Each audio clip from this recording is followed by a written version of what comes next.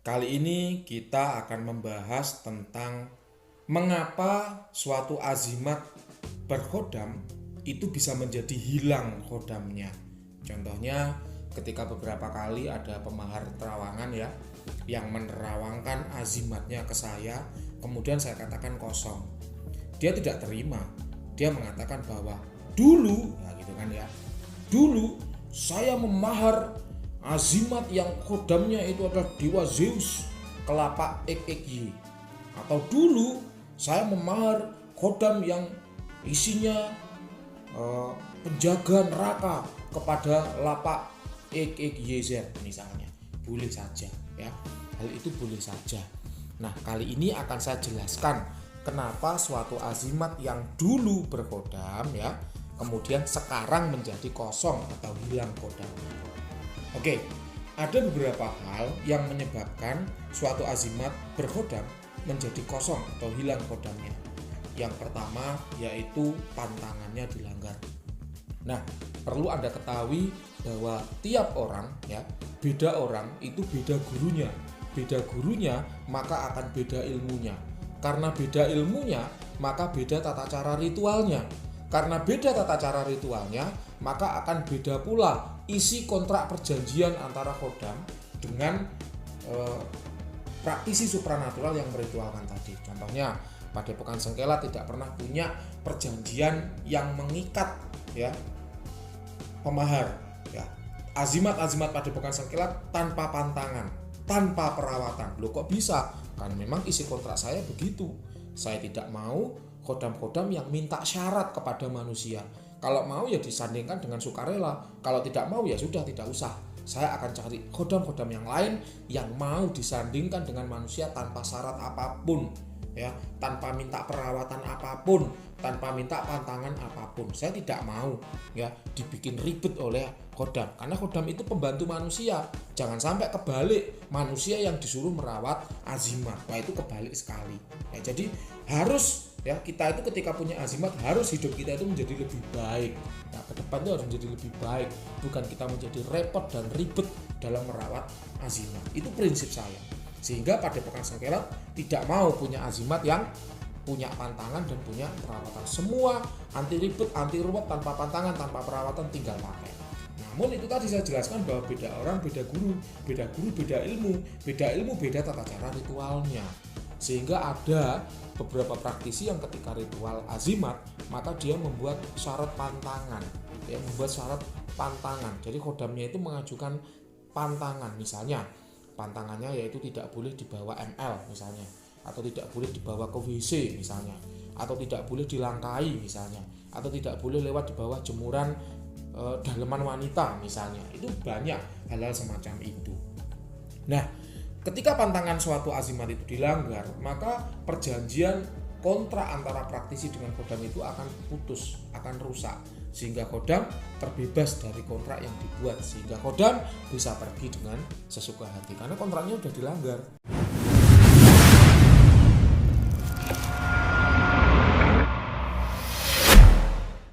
Ketika pantangannya dilanggar itu artinya kontraknya sudah dilanggar. Ketika kontraknya sudah dilanggar, maka khodam boleh bebas pergi sesuka hati dia. Itu yang pertama. Kemudian yang kedua, penyebab suatu azimat berkhodam menjadi hilang khodamnya adalah tidak dirawat dengan benar. Contoh, ya, saya punya beberapa keris warisan, yang mana keris itu punya prasyarat. Syaratnya apa? Syaratnya adalah setiap tahun sekali, ya, itu harus dioles dengan minyak cendana, ada yang harus dioles dengan minyak gaharu, ada yang harus dibakarkan bukur ya. Saya tahu beberapa tembang liring ya, itu setiap tahun satu kali minimal itu harus diberi beras kuning dan jajanan pasar. Kemudian macam-macam lah, perawatan itu macam-macam. Nah, ketika perawatan itu tidak kita lakukan ya, artinya kita melakukan perawatan tapi dengan cara yang tidak benar, maka khodam bisa saja pergi ya.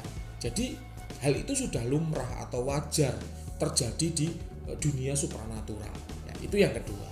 Kemudian yang ketiga, suatu azimat berkhodam bisa hilang khodamnya adalah ketika azimat tersebut pemiliknya meninggal ya, atau azimat tersebut diberikan kepada orang yang tidak seharusnya. Contoh, kakek saya punya keris, kakek saya meninggal, keris kemudian diberikan ke ayah saya.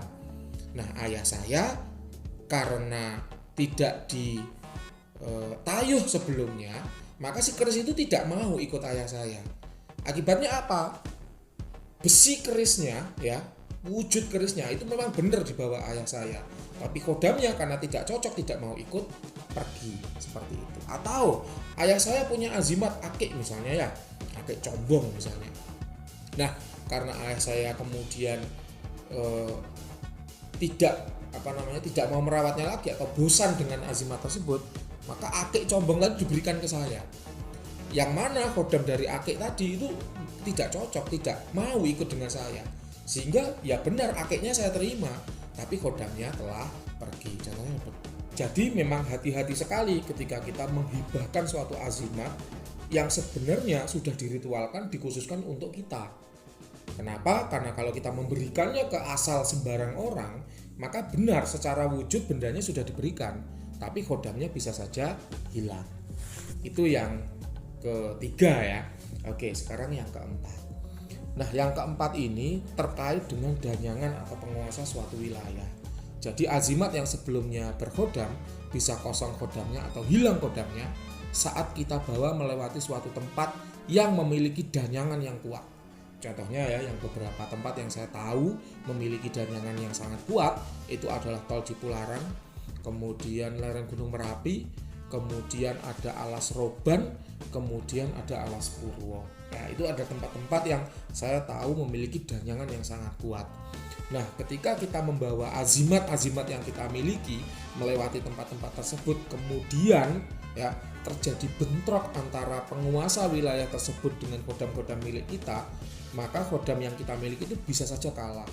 Ingat, ya, yang namanya kodam itu juga punya kekuatan, punya batas level, punya limit, yang mana mungkin saja penguasa wilayah tersebut jauh lebih kuat daripada kodam-kodam yang kita miliki. Hati-hati ketika kita memelihara kodam ke seorang praktisi, itu berarti bukan proteksi mutlak. Kenapa? Karena di atas langit masih ada langit.